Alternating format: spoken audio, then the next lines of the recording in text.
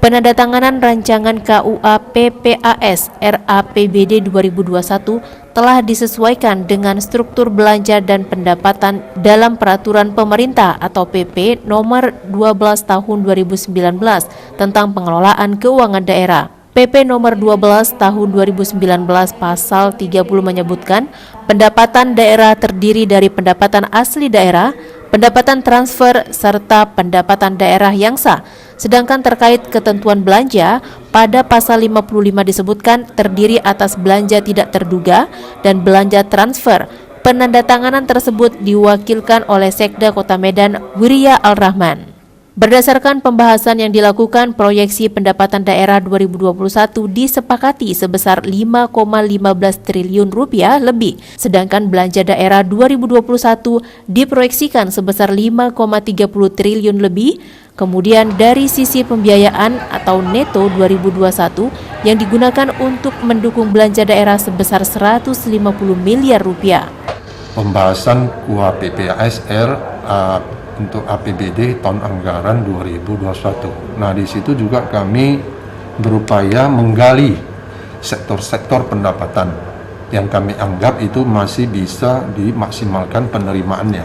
Nah, di situ kami ada melakukan pembahasan itu, kami meminta Pemko untuk memaksimalkan pendapatan sehingga pendapatan itu bisa bertambah dan bisa mengantisipasi terhadap aspirasi dari masyarakat. Selama kami ketahui di daerah reses itu banyak aspirasi yang kita terima. Dari Medan, tim TV One mengabarkan. Rapat paripurna DPRD Kota Medan dengan agenda penandatanganan Nota Kesepakatan Kebijakan Umum Anggaran atau KUA Prioritas dan Plafon Anggaran Sementara atau PPAS Perubahan Anggaran Pendapatan Belanja Daerah atau PAPBD Kota Medan 2020 digelar di ruang rapat paripurna gedung DPRD Kota Medan di Jalan Kapten Maulana Lubis pada Selasa pagi kemarin. Anggaran APBD Kota Medan tahun 2020 mengalami banyak koreksi dan pengurangan program akibat pandemi COVID-19, sehingga anggaran banyak digunakan untuk membantu masyarakat selama pandemi yang melanda tanah air, khususnya Kota Medan. Proyeksi pendapatan setelah perubahan sebesar 4,69 triliun rupiah lebih atau turun 22,93% dibanding sebelumnya. Sedangkan dari sisi belanja daerah, proyeksinya sekitar sebesar 4,91 triliun rupiah atau turun 16,02%. Belanja daerah dibagi menjadi dua, yaitu belanja tidak langsung sebesar 2,77 triliun rupiah lebih atau 53,42%, serta belanja langsung sebesar 2,42 triliun rupiah lebih atau 46,58% dari total. Lalu dari sisi pembiayaan neto, angkanya berubah menjadi 496,81 miliar rupiah. Di dalam perubahan APBD ini, di tengah situasi COVID-19 ini, tentunya dalam kebijakan kita di P2020 ini, tentu kebijakan ini untuk bagaimana kemudian terkait wabah COVID ini, dampak ekonomi, dampak sosial, dampak kesehatan itu juga menjadi prioritas kita. Dari Medan, tim TV One mengabarkan. Rapat paripurna anggota DPRD Kota Medan Jumat pagi digelar dengan mendengarkan pidato Kepresidenan Republik Indonesia dalam rangka HUT RI ke-75 secara virtual. Dalam pidato yang disampaikan Presiden Jokowi, meski negara sedang dilanda pandemi yang menyebabkan kemunduran ekonomi sehingga negara kita harus bisa bangkit. Karena pandemi ini bukan hanya terjadi di negara Indonesia, melainkan seluruh dunia. Sehingga banyak negara-negara besar dan maju mengalami kemunduran dari berbagai hal, salah satunya adalah ekonomi. Pidato kepresidenan tersebut disaksikan langsung oleh seluruh anggota DPRD Kota Medan, Wali Kota Medan yang dalam hal ini diwakilkan oleh Sekda Kota karena masih dalam perawatan pasca terpapar COVID-19 serta Muspida Plus. Ya, kita sama-sama tadi sudah mendengarkan pidato kenegaraan dari Presiden. Ya, pada intinya Presiden mengajak kita ya sama-sama dengan keteguhan ya kita supaya menghadapi pandemi COVID ini ya, dengan harapan COVID ini segera bisa berlalu ya, dan pertumbuhan ekonomi juga bisa berjalan dengan baik ya, sehingga dari sisi kesehatan dan ekonomi itu bisa beriringan kembali ya, bangkit ya, menjadi satu kebangkitan baru ya bagi bangsa Indonesia, sehingga nantinya bangsa Indonesia itu akan mencapai suatu kehidupan yang lebih baik lagi, lebih sejahtera lagi, dan menjadikan Indonesia yang maju ke depannya. Dari Medan, tim TV One mengabarkan. Kepengurusan Kamar Dagang Kota Batam resmi dilantik. Pelantikan dilakukan oleh Ketua Provinsi Kepulauan Riau dalam pelantikan bertajuk Batam Maju. Kadin Batam ingin membangkitkan semangat perekonomian di masa pandemi COVID-19. Bersama dengan itu, Kadin Batam juga meluncurkan aplikasi Batam Beli. Setelah menggelar musyawarah, Kadin Kota Batam melanjutkan acara pengukuhan dan pelantikan masa bakti kepengurusan Kadin Kota Batam 2020-2025. Jadi Raja Guguk Ketua Kadin 2015-2020 kembali terpilih secara aklamasi menjadi Ketua Kadin Kota Batam 2020-2025. Pelantikan dilakukan Ketua Kadin Provinsi Ahmad Ma'ruf Maulana yang ditandai pembacaan surat keputusan Kadin Indonesia dan pemberian bendera Pataka Kadin Indonesia. Wakil Ketua Bidang Industri Albert Gultom mengatakan Kadin Batam akan bersinergi dengan pihak terkait, termasuk pemerintah untuk memperbaiki kondisi ekonomi Batam yang mulai melemah sejak dilanda pandemi COVID-19. Bersama Batam Maju, jadi kita bersama dengan pemerintah sebagai pengusaha dan kita sebagai organisasi Kadin Batam berharap ada kerjasama dengan pemerintah untuk kita menghadapi situasi yang cukup sulit ini akibat pandemi ini, COVID. Salah satunya adalah beli Batam. Kalau di Indonesia kemarin Pak Jokowi juga beli Indonesia, di Batam adalah beli Batam. Beli Batam ini adalah satu portal di mana produk-produk UKM nanti akan diposting di situ secara online. Produk-produk salah satunya adalah dari Dekranasda, kemudian adalah produk-produk sembako tadi yang dikatakan di bumisembako.com. Ini adalah salah satu program Kadin yang nanti akan bersama dengan pemerintah Kota Batam. Dari Batam, Kepulauan Riau, Alboin, TV One mengabarkan. Fieren Ladiesti, siswi sekolah swasta di Batam, Kepulauan Riau, mendapat penghargaan dari bank swasta karena berhasil menang lomba like terbanyak di media sosial antar sekolah dalam rangka memperingati HUT RI yang ke-75. Inilah aksi Fieren Ladiesti, seorang siswi di salah satu sekolah swasta di Batam, Kepulauan Riau. Dalam video berdurasi pendek ini terlihat Pragawati cilik Fieren sangat anggun mengenakan pakaian adat Jawa. Cuplikan video ini telah diunggah ke media sosial Instagram dalam suatu kontes lomba foto dan video like terbanyak antar sekolah swasta dalam rangka memperingati HUT RI yang ke-75. Pragawati cilik busana adat Jawa mendapat nilai tertinggi serta memiliki jumlah like dan followers terbanyak. Atas prestasi ini, orang tuanya memberikan semangat dukungan kepada Fieren dalam acara malam penghargaan atas prestasi. Dalam acara ini, Fieren juga mendapat bonus penghargaan dari salah satu bank swasta dengan hadiah bonus 5 juta rupiah. Gimana perasaannya? Senang. Senang ya. Nah, setelah dapat hadiah seperti apa lagi perasaannya setelah dapat hadiah itu? Senang. Senang aja. Ya, cita-citanya apa nanti kalau udah besar?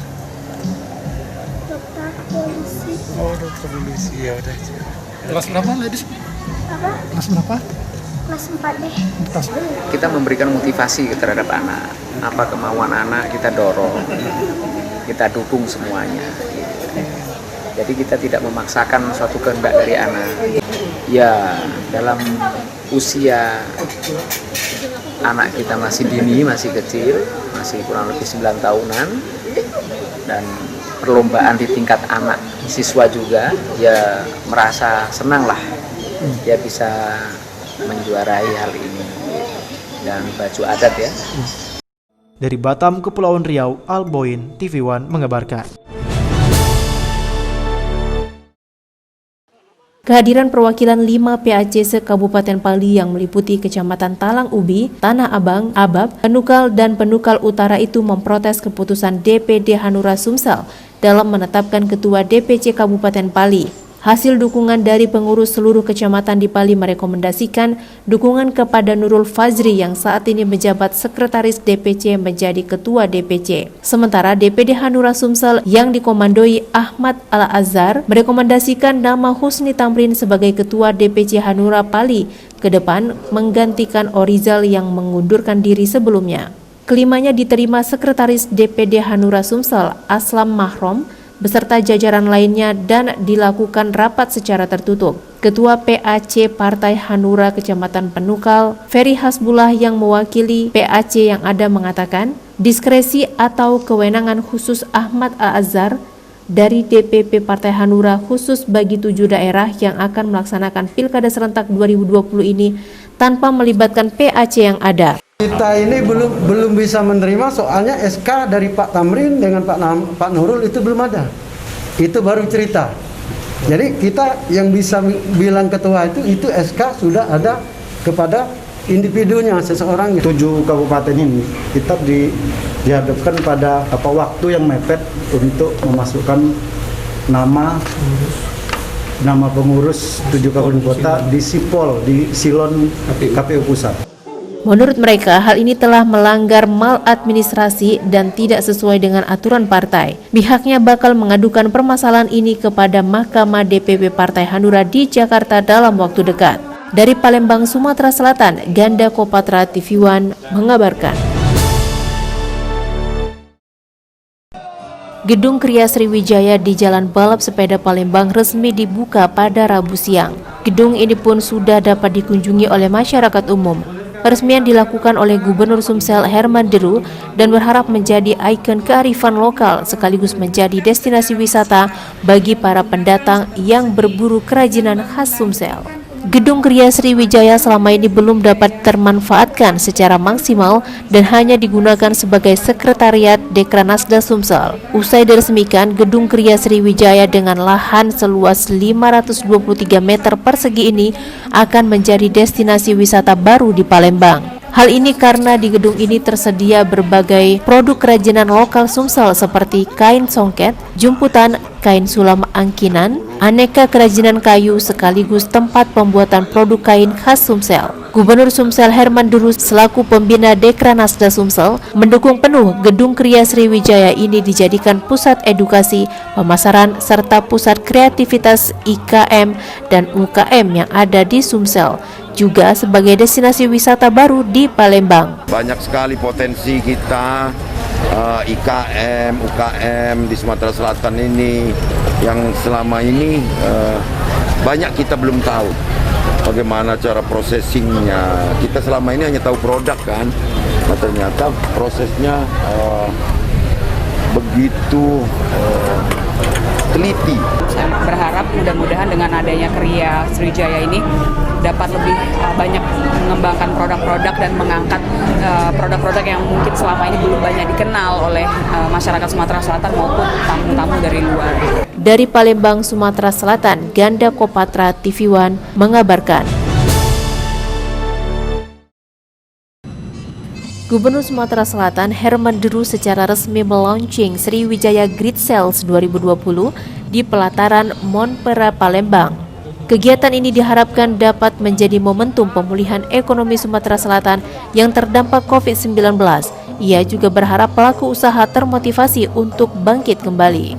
Gubernur Sumatera Selatan Herman Deru secara resmi melaunching Sriwijaya Great Sales 2020. Sriwijaya Great Sales yang berlangsung hingga 4 Oktober mendatang dapat menjadi trigger untuk mendongkrak perekonomian. Menurutnya hampir 4 bulan terakhir masyarakat melalui masa-masa sulit pandemi COVID-19. Ada 215 negara yang terdampak, tak terkecuali Indonesia dan Provinsi Sumatera Selatan. Ini memancing para pedagang-pedagang besar termasuk mal. Ada 14 mal yang memberikan diskonnya sampai dengan 70%. Juga ada 2.000 gerai merchant yang memberikan diskonnya, bergabung dari kuliner sampai yang berat-berat lah, pakaian juga. Ini bagian dari pemulihan ekonomi, baik nasional maupun Sumatera Selatan. Saya mengapresiasi sekali kerja PHRI, perbankan, khususnya Bank Sumsel, Telkomsel, Dinas Pariwisata dan juga para asosiasi-asosiasi ini. Sriwijaya Great Sales 2020 melibatkan puluhan asosiasi dan komunitas sehingga ribuan merchant tergabung di dalamnya. SGS 2020 tetap dilaksanakan di merchant, gerai, store, atau lokasi usaha masing-masing. Program spesialnya adalah dengan menggelorakan program diskon besar-besaran hingga 70%.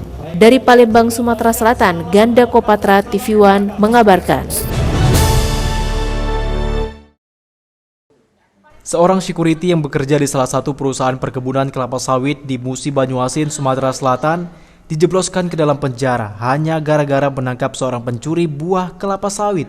Security ini dilaporkan oleh pencuri akibat membela diri saat sang pencuri akan membacok security.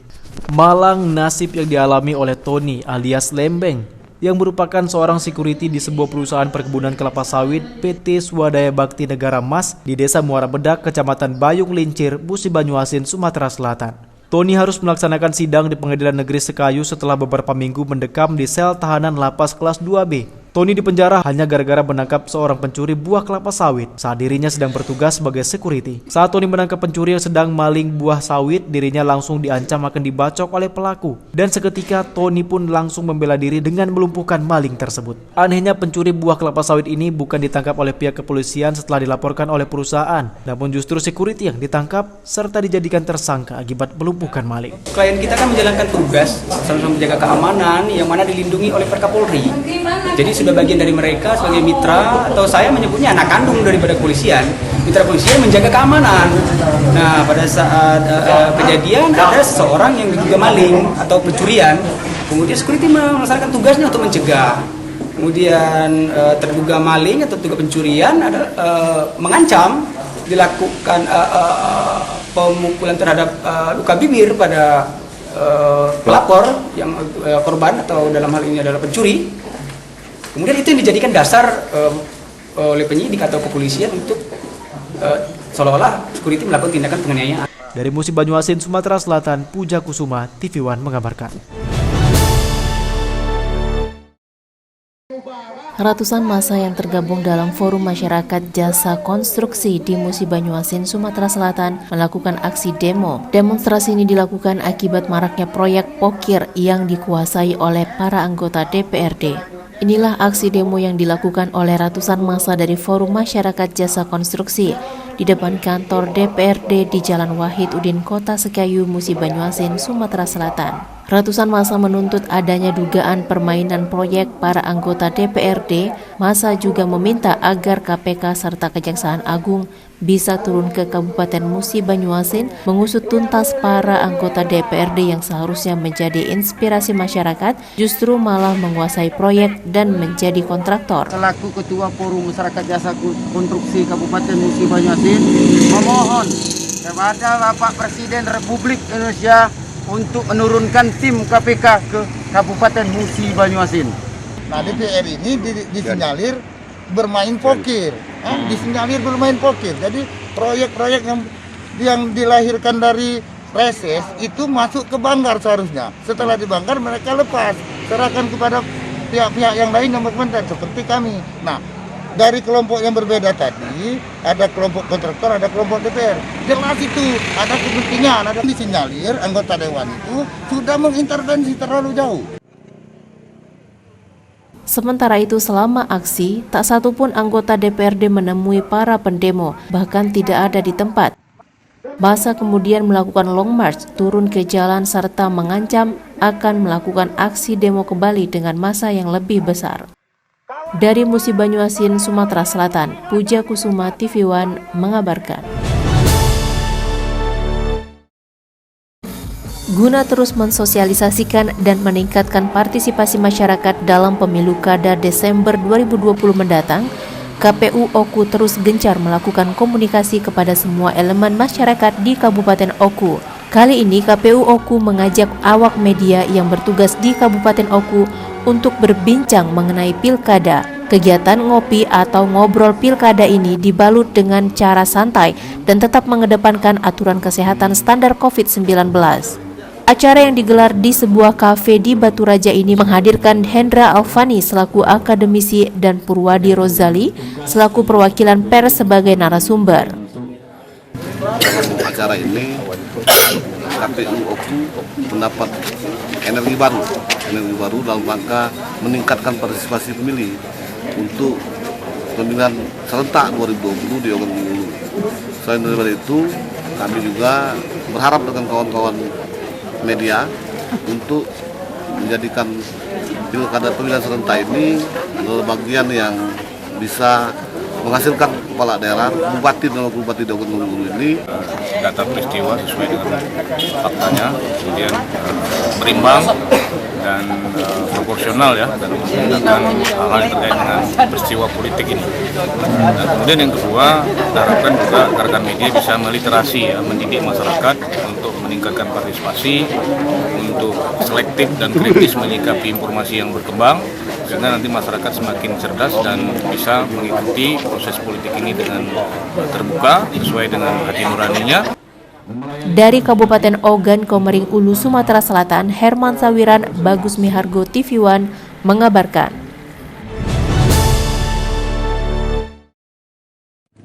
Upacara peringatan Hari Kemerdekaan Republik Indonesia ke-75 tahun ini berbeda dengan tahun-tahun sebelumnya, di mana pada upacara kali ini dilakukan pembatasan, baik pembatasan jarak fisik, serta petugas upacara dan peserta yang juga dibatasi di tengah pandemi COVID-19. Upacara dipusatkan di halaman kantor Bupati Oku. Sementara itu, Bupati Oku, Kuryana Aziz, bertindak sebagai inspektur upacara. Hadir dalam upacara itu Wakil Bupati Oku, Johan Anwar, Ketua DPRD Marjitu Bahri, yang juga sebagai petugas pembaca teks pembukaan Undang-Undang Dasar 1945, serta Forkopimda lainnya. Kegiatan ini dimulai pada pukul 7 pagi waktu Indonesia Barat dengan peserta upacara dari TNI, Polri, Dinas Perhubungan, Dinas Pemadam Kebakaran, dan Satpol PP Oku. Sementara petugas menaikkan bendera hanya 3 orang sesuai dengan surat edaran pemerintah pusat. Suasananya beda dengan acara-acara mereka yang tahun-tahun sebelumnya. Karena kita sedang di dunia ini, dari Indonesia sedang dilanda pandemi yang corona. Dan untuk Oku, mudah-mudahan insya Allah akan tetap sebagaimana besinya, sebagaimana harapan kita semua warga masyarakat Ogan Komering Ulu dalam rangka memperingati Hari Kemerdekaan Indonesia tahun ini, itu kita selalu bersabar. Apa maksudnya? Karena kita sedang dilanda oleh apa yang saya sampaikan tadi, penyakit. Selamat Hari Ulang Tahun Indonesia, Republik Indonesia yang ke-75. Semoga negara kita menjadi negara yang maju, makmur, dan sejahtera. Dari Kabupaten Ogan Komering Ulu, Sumatera Selatan, Herman Sawiran, Bagus Mihargo, TV One mengabarkan.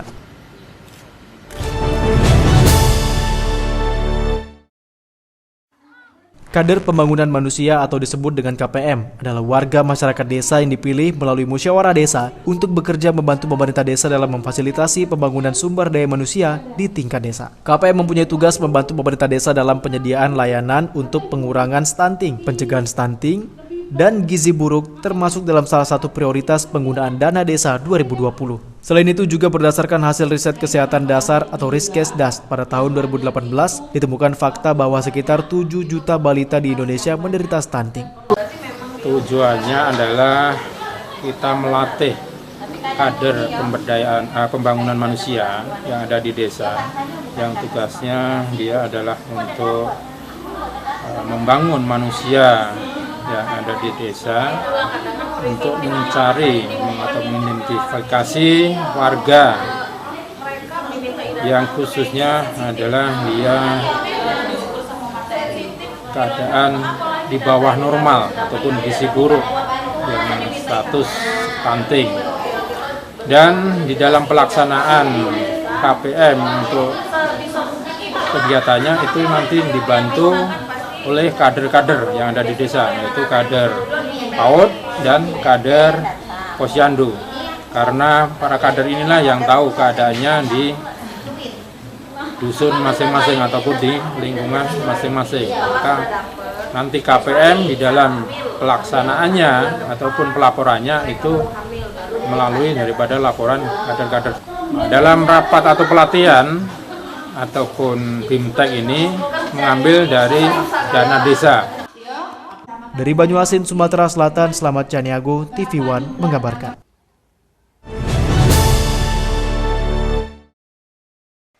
Kader Pembangunan Manusia atau KPM atau Human Development Worker atau WDH diharapkan mampu mengambil peran dalam penyebarluasan informasi dan edukasi untuk peningkatan layanan kesehatan dan pendidikan masyarakat desa dalam rangka peningkatan sumber daya manusia dan pencegahan stunting anak tumbuh kerdil. Sekcam Betung Yudi Santoso menyampaikan KPM merupakan kader desa yang dipilih dari desa setempat. Pembentukan KPM merupakan bagian dari program inovasi desa tahun 2019 bidang pengembangan sumber daya manusia sebagai langkah konvergensi penanganan stunting. Tujuan daripada dilaksanakan kegiatan pada hari ini akan memperkenalkan kepada kader pembangunan manusia tentang penggunaan aplikasi yang akan menunjang daripada kegiatan pendataan dan pelaksanaan untuk pencegahan stunting. Dalam hal ini kita terapkan bukan saja dengan kader baru, tapi semua kader, artinya kader baru dan kader lama.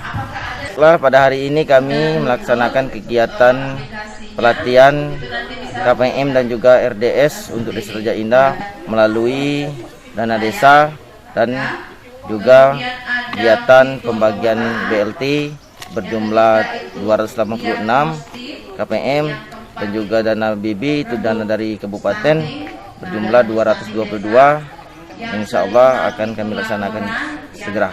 Pun dana BLTDD dan juga KPM itu semuanya melalui dana desa. Kalau KPM ini, kegiatan pelatihan ini, ya ini termasuk berkaitan dengan program yakni pemerintah, khususnya Banyuasin, ya ini stunting. Dari Banyuasin, Sumatera Selatan, Slamet Caniago, TV One mengabarkan.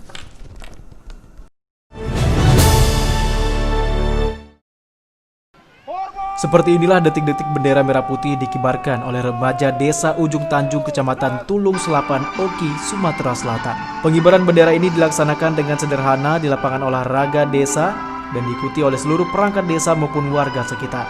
Pengibaran bendera berjalan tertib dan hikmat, namun tidak mengabaikan protokol kesehatan. Semua warga dihimbau untuk menggunakan masker dan mencuci tangan sebelum memasuki lapangan. Menurut Sahiri Soldan, Kepala Desa Ujung Tanjung menjelaskan pengibaran bendera Sangsaka Merah Putih dalam rangka Hari Ulang Tahun Republik Indonesia ke-75, simpatisan masyarakat luar biasa sehingga menjadi momen yang mengharukan. Ia pun juga menyampaikan bahwa pemerintah desa pada tanggal 17 ini mencoba menghidupkan kembali momen-momen yang mungkin telah lama tak dilaksanakan. Pengibaran Sangsaka Merah Putih dalam rangka Hari Ulang Tahun Kemerdekaan RI yang ke-75. Simpatisan masyarakat luar biasa, sehingga betul-betul ini menjadi momen yang sangat mengharukan bagi kami. Mungkin belum pernah dilakukan upacara bendera 17 Agustus ini, sekalipun dilakukan itu sudah lama, tapi kami mencoba untuk menghidupkan kembali. Ada karnaval yang dilaksanakan oleh masyarakat desa, kemudian lampu-lampu hias, tampilan-tampilan tradisional, pencak silat, tari-tari dari ibu-ibu tim penggerak PKK, dan masih banyak yang lainnya seperti itu. Selain itu juga untuk mengisi kemeriahan di Hari Ulang Tahun Republik Indonesia ke-75 ini, diadakan hias desa, karnaval keliling desa, pencak silat, dan yasinan bersama, namun tetap dengan menaati protokol kesehatan. Diharapkan kegiatan ini dapat diselenggarakan setiap tahunnya untuk memaknai kemerdekaan sekaligus mengisi kemerdekaan. Dari Ogan Komiring Ilir, Sumatera Selatan, Samsul Rizal, Berkat Arsad, TV One mengabarkan.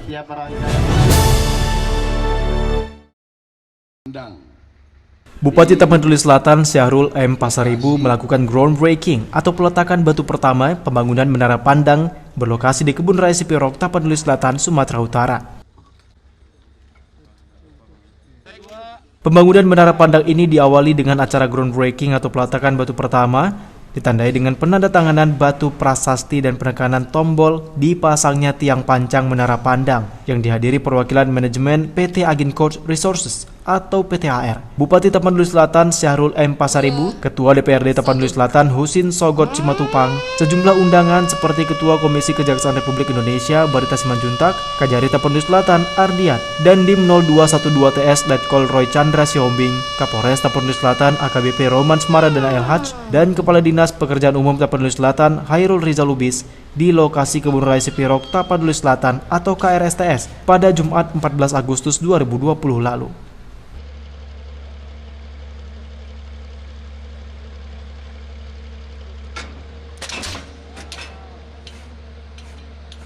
Bupati Tapanuli Selatan Syahrul M. Pasaribu mengatakan menara pandang dibangun di atas lahan seluas 580 meter dengan tinggi 31,5 meter dari permukaan tanah.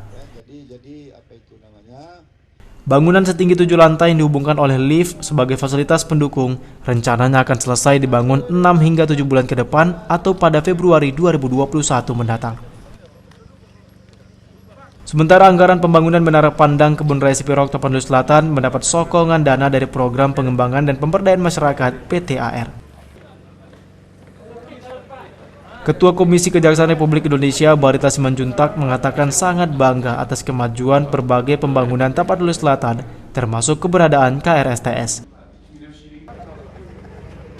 Gembira ya melihat adanya kemitraan ya dengan menggunakan CSR sebagai dukungan perusahaan kepada pengembangan spot-spot yang diharapkan bisa mendorong nanti perekonomian rakyat. Dan ini saya dengar juga tentu tidak mudah, apalagi aspek lingkungan ya sangat diperhatikan, suasana hijau. Kita harapkan ini bisa menjadi model dari pengembangan lingkungan yang penuh keasrian dan juga kemitraan. Kita harapkan ini bisa dimanfaatkan oleh masyarakat untuk meningkatkan kesejahteraan dan pada akhirnya untuk merawat investasi lingkungan kita ke depan. Begitu. Nah, sejauh mana Pak Bapak melihat perkembangan pembangunan Tapanuli Selatan artinya juga belum jadi tangan Saya kira memang mesti di awalnya sulit, tapi akhirnya kepercayaan masyarakat tumbuh, akhirnya masyarakat percaya bahwa pemerintah bisa melaksanakan fungsi pembangunan dan itu memang butuh waktu. Kesadaran sudah timbul, public trust sudah cukup tinggi, itu menjadi modal bagi pembangunan selanjutnya. Saya kira capaian-capaian yang selama ini sudah sangat baik itu akan menunjukkan bahwa pemerintah bisa mendengar rakyat, bisa berdialog, bisa berkomunikasi, bisa membangun hal-hal yang lebih besar lagi ke depan. Ini hal yang sulit tapi akhirnya bisa, bukan pekerjaan mudah. Membangun komunikasi, mendengar suara rakyat itu adalah model pemimpin yang sudah juga dicontohkan oleh Presiden. Bagaimana mampu berdialog, mendengar langsung, belusukan, berdialog dan berkomunikasi. Salah satu modal utama untuk membangun kepercayaan ya di situ. Dari Tapanuli Selatan, Sumatera Utara, Dedi Herianto, TV One mengabarkan.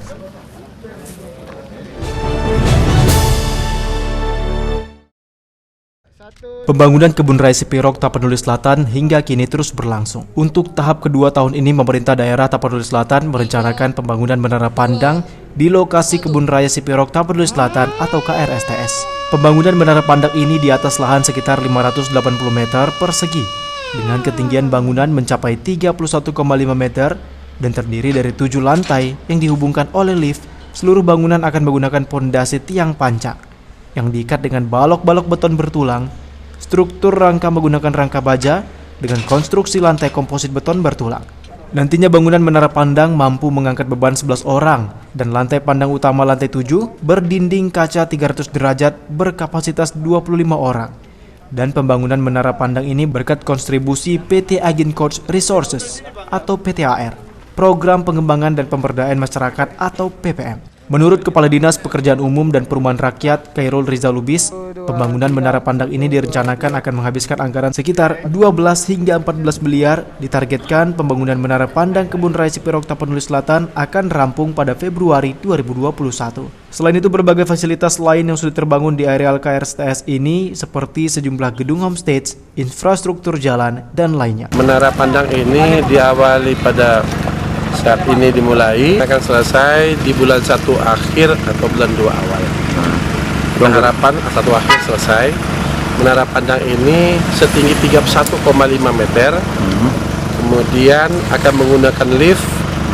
Lift itu berkapasitas 11 orang. Dan nanti ada 7 lantai.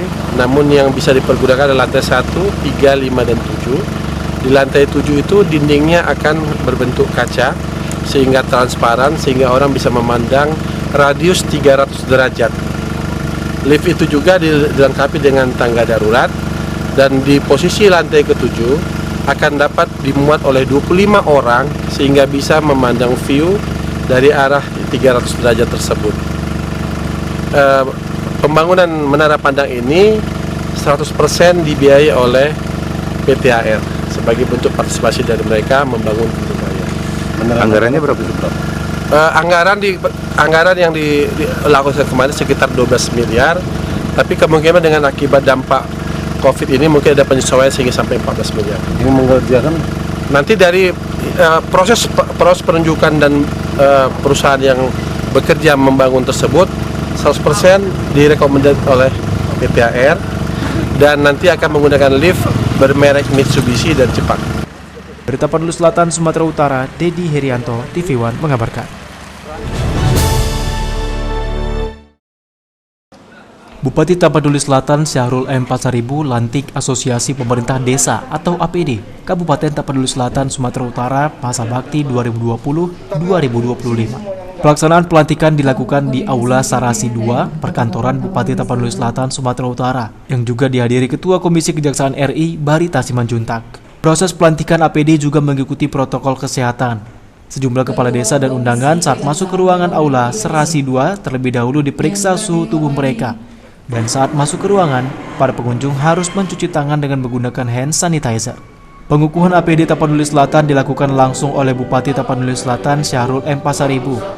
Selain itu, kegiatan dirangkai dengan acara Stadium General oleh Ketua Komisi Kejaksaan RI Barita Simanjuntak dengan tema Peran Kepala Desa dalam Pembangunan.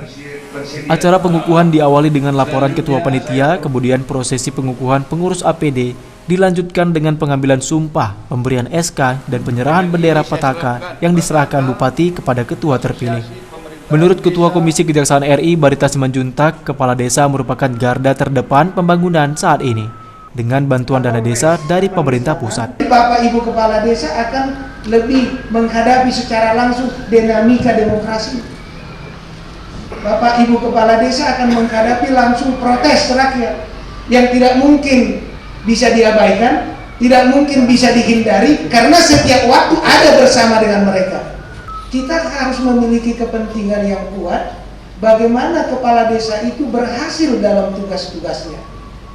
Kalau di tingkat desa keberhasilan pembangunan melalui kepedulian dan ketersediaan anggaran ya kepada desa selama beberapa waktu terakhir, itu artinya apa yang disebut membangun dari pinggir sebenarnya sudah bergeser, tidak lagi dari pinggir tetapi membangun dari pusat kehidupan masyarakat. Sementara itu, Bupati Tapanuli Selatan Syahrul M. Pasaribu mengajak para pemuda dari sejumlah organisasi kepemudaan di daerah Tapanuli Selatan untuk tetap cinta terhadap negara Republik Indonesia. Ia pun juga mengatakan pemuda tak boleh mundur untuk mencintai negeri ini. Pada hari ini yang spesifik, Pak Ketua, kita berhadapan dengan pemilik masa depan, pemuda, the man of the future. Inilah anak muda saudara-saudara sekalian. Tepuk tangan dulu. Dalam rangkaian apa? Dalam rangkaian 75 tahun Indonesia merdeka. Jadi beberapa waktu yang lalu saudara Ketua KNPI ya izin dulu bang, katanya apa? Pas Doli Pasaribu mau ke Jakarta, kami ada program. Saya nggak tahu, jadi nggak menghadap sama Ketua Doli Pasaribu dengan Ketua KNPI di kantor Komda. Mau apa kalian bilang? Wah, kita mau di era pandemi ini perlu ada peran semua pihak. Jadi saya kira hari ini kita terima kasih kepada KNPI mengambil tema dialog kita ataupun brainstorming atau apapun namanya, luar biasa judulnya. Revitalisasi semangat nasionalisme, patriotisme ya di tengah pandemi COVID-19, luar biasa. Kenapa? Memang nggak boleh kita mundur untuk selalu mencintai negeri, untuk selalu serius di tengah-tengah pandemi COVID ini. Tema ini sangat menarik. Dari Tapanuli Selatan, Sumatera Utara, Dedi Herianto, TV One mengabarkan. Pemerintah Kabupaten Tapanuli Selatan, Sumatera Utara memperingati Hari Ulang Tahun Republik Indonesia ke-75. Pelaksanaan upacara dilakukan secara sederhana di lapangan parade pemerintah Kabupaten Tapanuli Selatan, Jalan Prof. Lafran Pane, Kecamatan Sipirok. Peringatan Hari Ulang Tahun RI ke-70 tahun ini mengusung tema Indonesia Maju, dan pelaksanaan kali ini berbeda dari tahun-tahun sebelumnya. Upacara dilaksanakan secara sederhana karena masih di tengah pandemi COVID-19. Selain itu juga menerapkan protokol kesehatan seperti menggunakan masker dan menjaga jarak.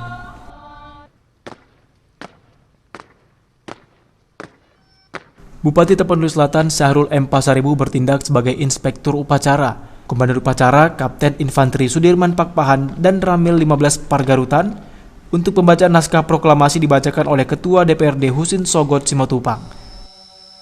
Sedangkan personel Paskibra hanya diikuti oleh 3 peserta.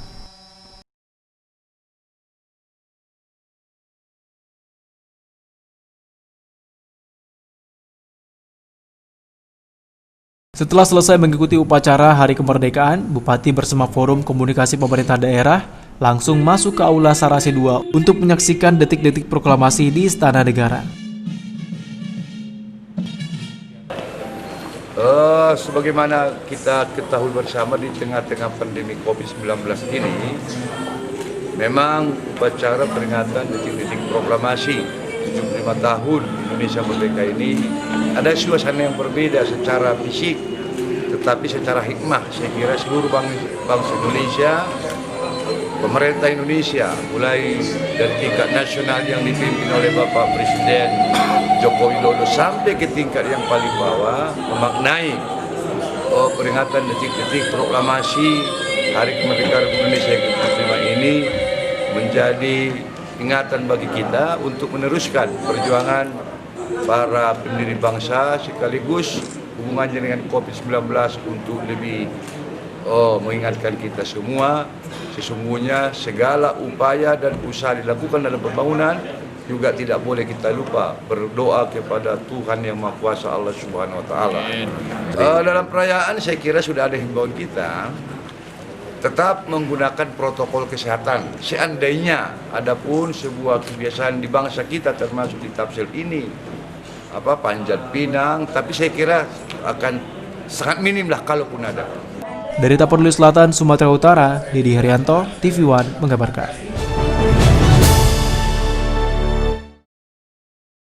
Peringatan Hari Kemerdekaan ke-75 Republik Indonesia yang diadakan pada 17 Agustus 2020 kali ini terasa berbeda dari sebelumnya.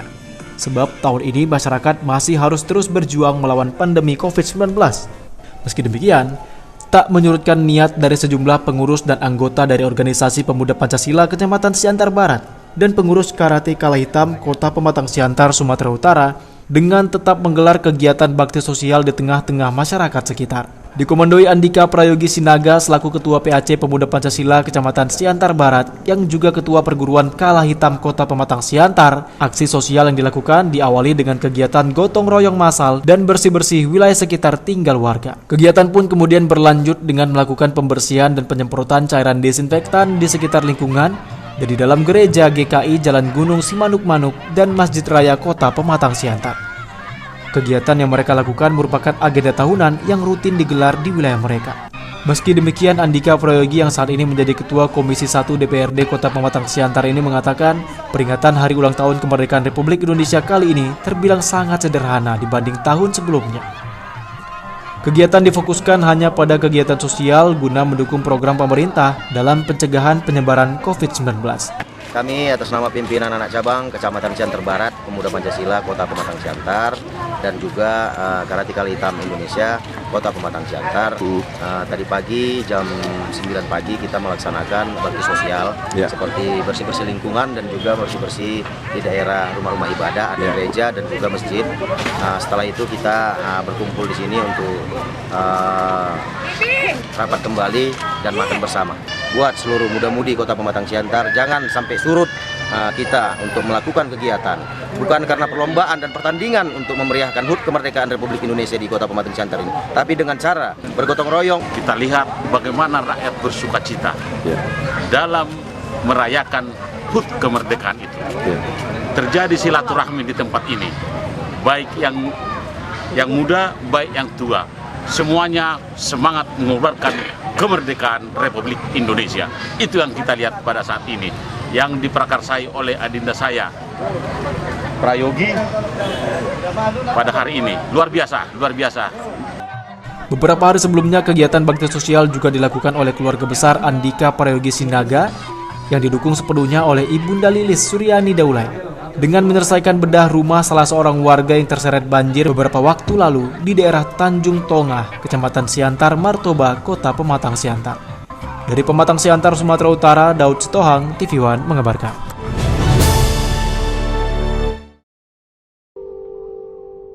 Tanah air, ku tidak lupakan, kan terkenang selama hidupku. Biarpun saya pergi jauh,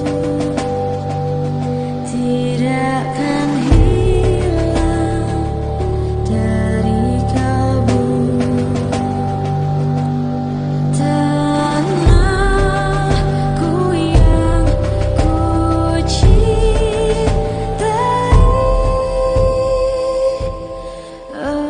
engkau ku hargai.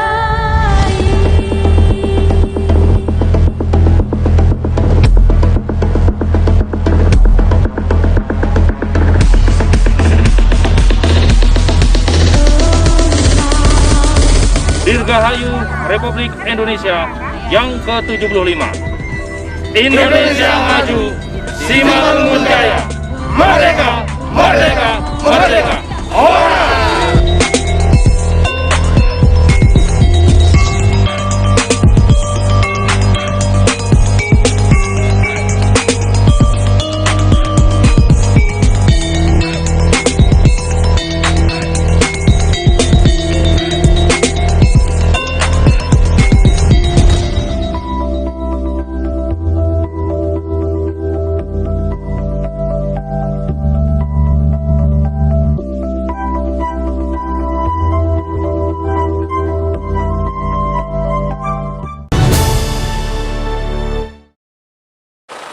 Memperingati hari ulang tahun Republik Indonesia yang ke-75, pemerintah Kota Tanjung Pinang, Kepulauan Riau, menggelar upacara secara terbatas di halaman kantor Wali Kota Tanjung Pinang. Upacara hanya diikuti sejumlah pejabat Satuan Kerja Perangkat Daerah, Forum Komunikasi Pimpinan Daerah, anggota DPRD, serta regu dari unsur TNI dan Polri. Pengibaran bendera menggunakan helikopter ini merupakan atraksi dalam memeriahkan peringatan Hari Ulang Tahun Kemerdekaan Republik Indonesia yang digelar di halaman kantor Wali Kota Tanjung Pinang, Kepulauan Riau.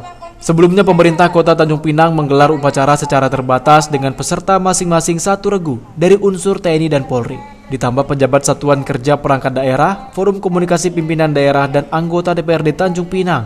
Dan yang bertindak sebagai inspektur upacara adalah Wali Kota Tanjung Pinang, Rahma. Terbatasnya peserta upacara pada peringatan Hari Ulang Tahun Kemerdekaan Republik Indonesia ini sebagai dampak dari pandemi COVID-19.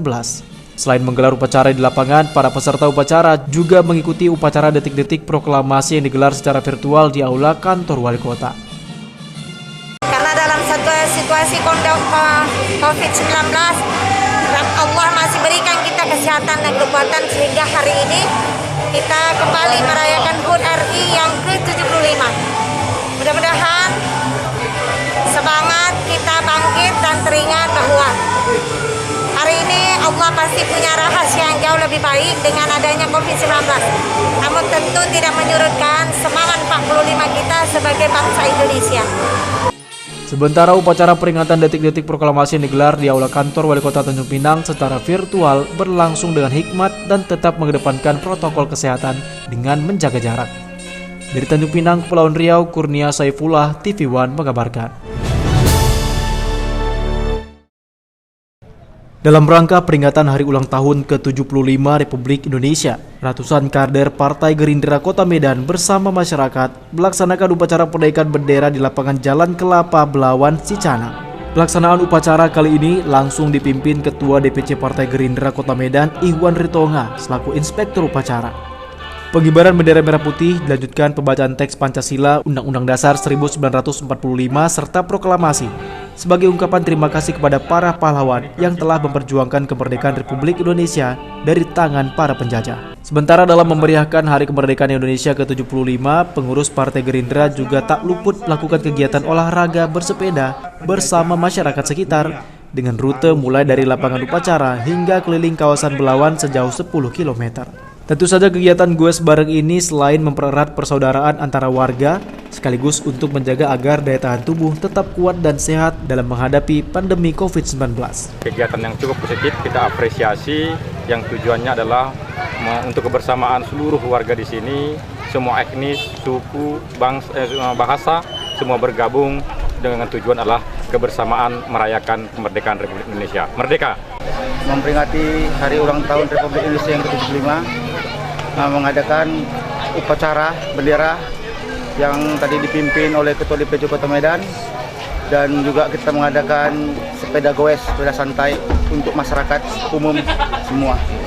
Pada peringatan Hari Ulang Tahun Kemerdekaan Republik Indonesia ini dihadiri sejumlah anggota DPRD fraksi Gerindra Sumut, anggota fraksi Gerindra DPRD Medan, dan para pengurus PAC Partai Gerindra. Upacara penaikan bendera tetap menerapkan protokol kesehatan, yakni mengenakan masker. Dari Medan, Sumatera Utara, Fahmi, TV One mengabarkan. Tenaga kesehatan di Sumatera Utara yang tergabung dalam 17 organisasi profesi kesehatan membacakan ikrar untuk berkomitmen kompak melawan COVID-19. Pernyataan sikap ini berlangsung di halaman Sekretariat PPNI Sumatera Utara, Jalan Asrama, Pondok Kelapa Medan. Aksi deklarasi yang bertajuk Kompak Melawan COVID-19 dibacakan secara bersama-sama oleh 17 organisasi profesi kesehatan Sumatera Utara dengan menyatakan sikap bahwa mereka akan terus di depan berkomitmen dalam melawan COVID-19 menuju Sumatera Utara sehat. Pernyataan sikap di momentum Hari Kemerdekaan ke-75 Republik Indonesia, mereka menyatukan kembali semangat bersama seluruh tenaga kesehatan untuk menjadi awal langkah ke depan organisasi profesi yang lebih bersinergi saling bahu-membahu dalam menangani COVID-19. Pada deklarasi tersebut diikuti Ikatan Dokter Indonesia, Persatuan Perawat Nasional Indonesia, Perhimpunan Dokter Umum Indonesia, Ikatan Apoteker Indonesia, dan belasan organisasi profesi kesehatan Sumatera Utara lainnya. Gerakan ini merupakan gerakan simbolis pada hari ini, dan selanjutnya kami dari seluruh organisasi profesi kesehatan di Sumatera Utara akan melakukan aksi dan upaya-upaya yang bisa kami lakukan nantinya sebagai organisasi profesi kesehatan mendukung program pemerintah Sumatera Utara yang sudah ada agar kita sama-sama dapat menanggulangi dan terbebas dari COVID-19 di Sumatera Utara. Persatuan Perawat Nasional Indonesia atau PPNI Sumut menyebut sebanyak 100 lebih perawat di Sumatera Utara terpapar COVID-19. Jumlah tersebut terus meningkat dan PPNI Sumut akan melakukan evaluasi mengenai penyebab utama perawat dan tenaga medis lainnya yang terpapar COVID-19.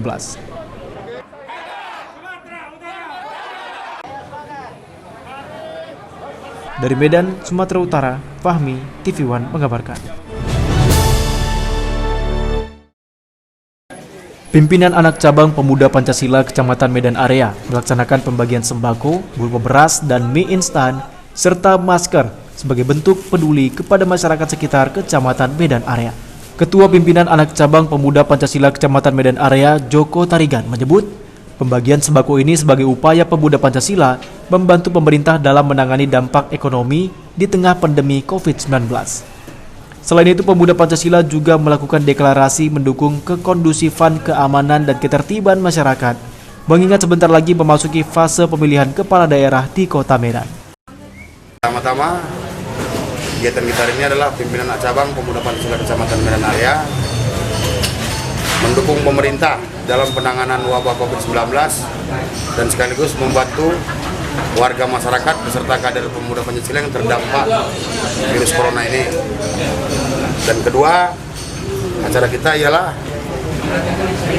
di dalam HUT RI ini kita menghimbau kepada warga dan masyarakat untuk dapat membantu pemerintah di dalam mensukseskan pilkada. Dan yang ketiga, pada intinya kami pimpinan cabang Pemuda Pancasila Kecamatan Medan Area siap menjadi garda terdepan untuk menjaga keamanan Kota Medan yang kondusif dan serta menjaga Kaktimas di Kota Medan dalam menjalankan pilkada ke depan.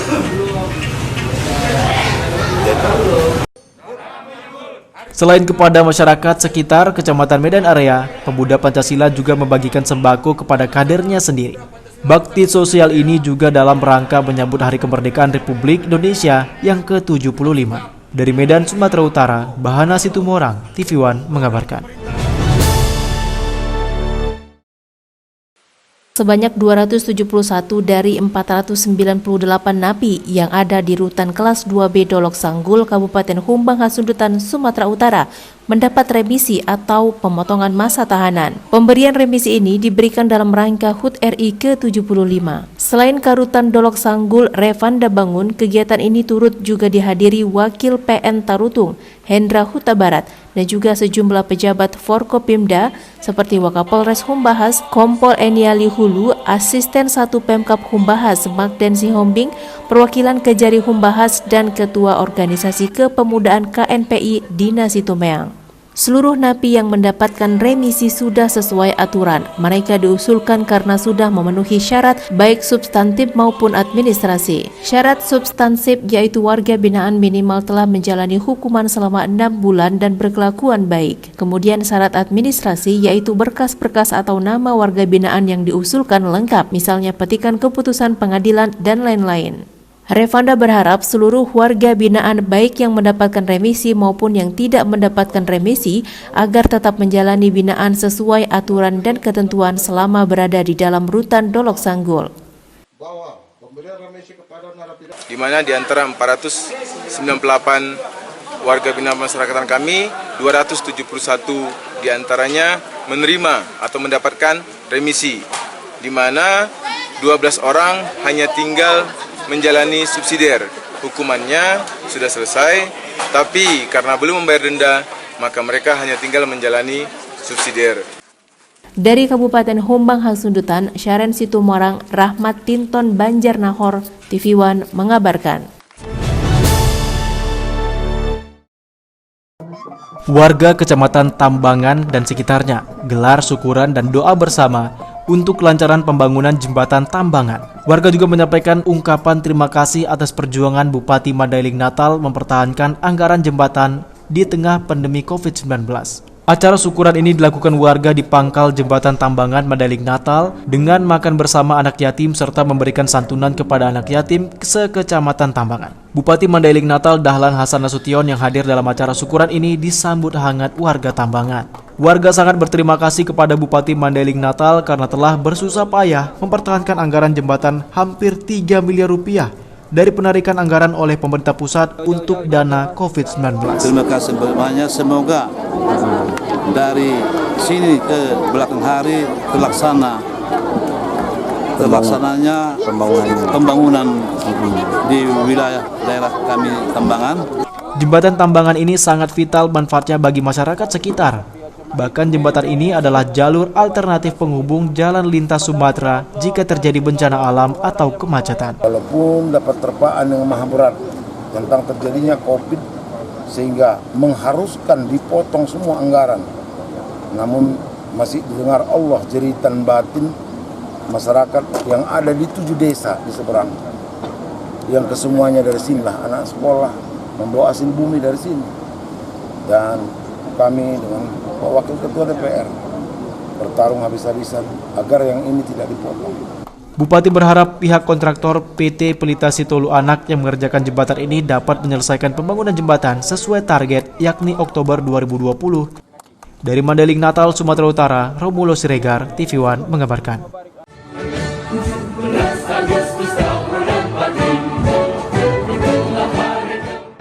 Merdeka tidak cukup hanya di atas kertas, namun perlu kesatuan dan persatuan, serta karakter anak bangsa untuk Indonesia maju.